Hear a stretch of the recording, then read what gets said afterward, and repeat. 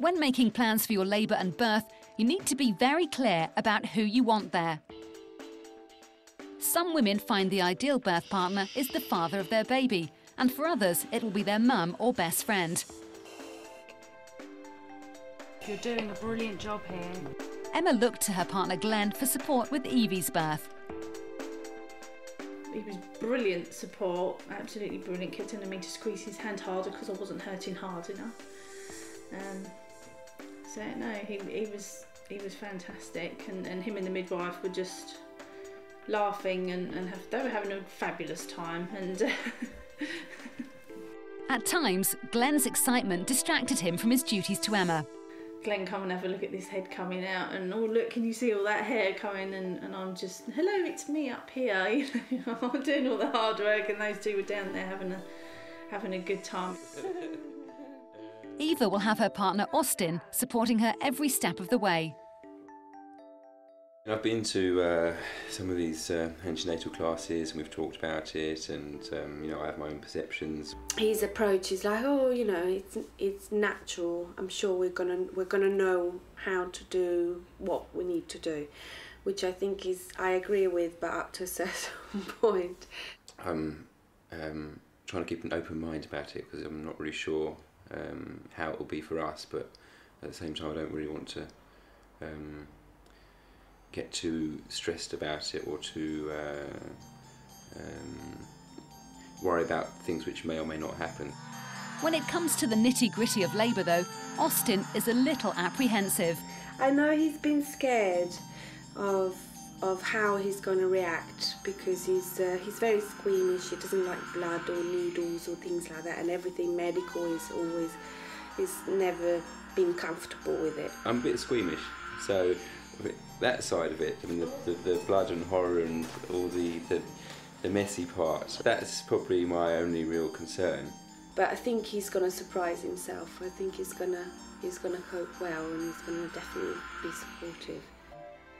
Emma knew that her husband didn't relish the idea of being her sole support in labour, so she chose a doula for the birth of Clara. My partner and I decided that he wasn't the best person to support me.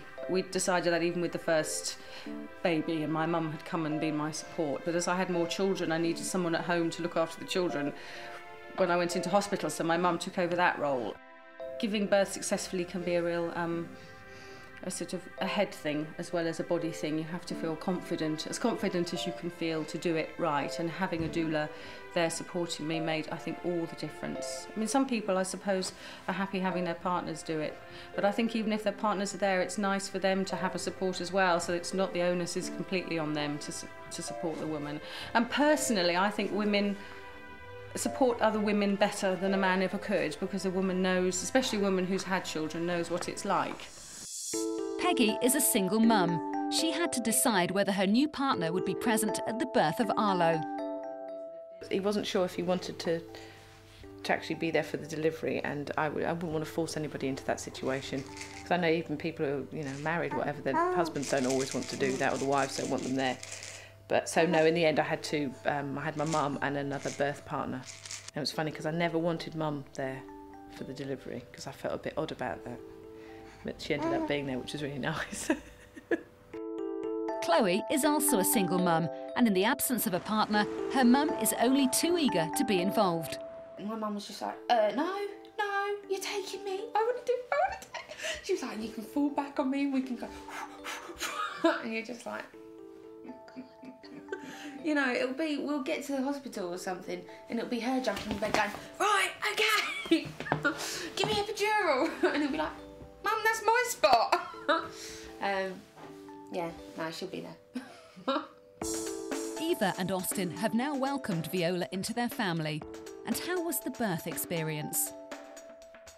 Yeah, no, I think it went surprisingly smoothly, I think, as well, as smooth as you could expect. He was brilliant. He was with me all the time when we were at home. As soon as things, at first, when, you know, the contractions are every now and then and it all feels, oh yeah, this is easy, you know.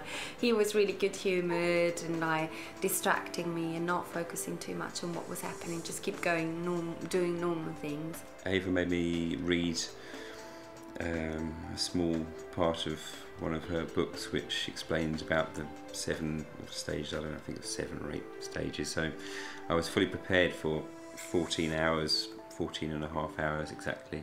He ran me a bath, he lit candles everywhere and put nice classical music on, and just being, you know, all the things that we knew would have helped, he did them all. Ava first had a twinge around 2 o'clock or something like that, and around 7 o'clock she was in absolute agony and demanding to go to the hospital.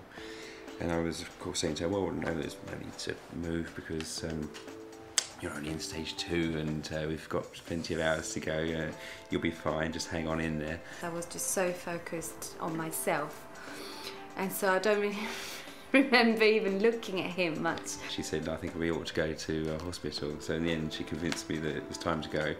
And of course when we arrived we found out that she was actually in the final stages. And did Austin's squeamishness cause him any problems? Once we got into the process, there's so many things to occupy your mind. The last thing that you were worried about was whether or not there's going to be a little bit of blood. I think it's more in my head rather than anything else.